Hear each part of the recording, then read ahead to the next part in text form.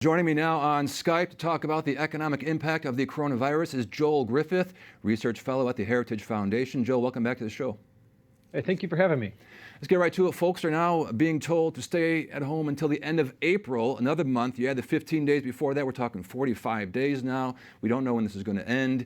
The number one thing, of course, is people's health. All right, no doubt about that. But what kind of setback is this for an economy already reeling this extension of 30 days, if you will? There's no doubt this is a setback for the economy. We can go ahead and focus on helping out businesses and individuals, but until we can get this economy moving again safely, we're going to be experiencing some economic hardship. If you look at just the jobless numbers that came in last week, these were record numbers. And that's because you have restaurants and bars and nail salons, just hosts of businesses that aren't allowed to operate right now. And of course, a lot of that is necessary in some of these locations to stop the spread, but this is really being a dramatic hardship on individuals, both employees and businesses. Yeah, speaking of small businesses, I think there's some confusion out there. Maybe you'll agree with this. So they're incentivized to keep employees on payrolls, right? But then in Wisconsin, for example, the governor just sent all non-essential workers home. Also, unemployment insurance is hundreds of dollars more now, $600 more, I believe, from the feds kicking in what the state already gives.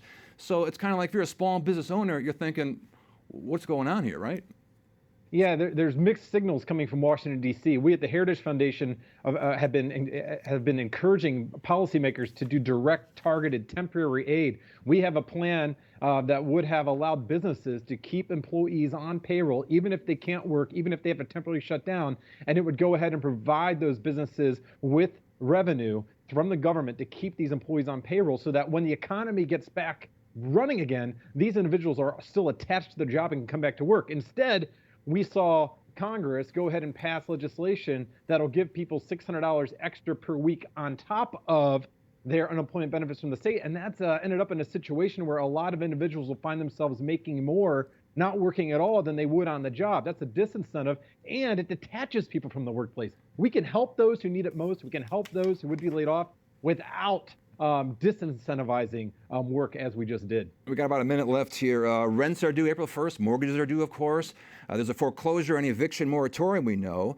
Mortgage payments, I'm told, can now be delayed. But someone's not getting paid in all this, right? Someone's going to get hurt.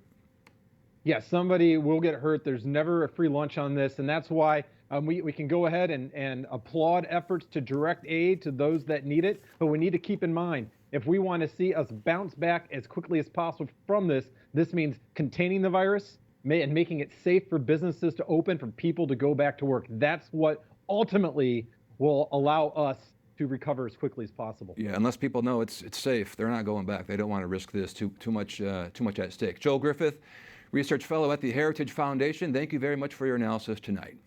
Thank you. All right.